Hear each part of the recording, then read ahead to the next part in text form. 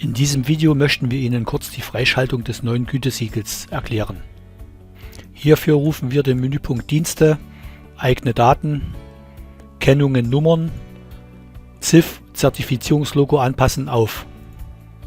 Im unteren Bereich bestätigen wir, dass unser Betrieb zertifiziert ist. Danach geben wir weiter unten die Nummern der Gütesiegel ein, welche wir erhalten haben. Nach erfolgter Eingabe speichern wir dies mit OK ab. Fertig. Im Berichtsteil stehen uns dann die Gütesiegel bei den entsprechenden Formularen zur Verfügung. Gleiches gilt auch für den Rechnungsteil. Wobei auch hier zwischen dem Gütesiegel für den Bevollmächtigten und für den Schornsteinfegerbetrieb unterschieden wird. Alle hier in Camin Futura gezeigten Darstellungen gelten gleichermaßen für das alte Camin-Programm. Vielen Dank für Ihre Aufmerksamkeit.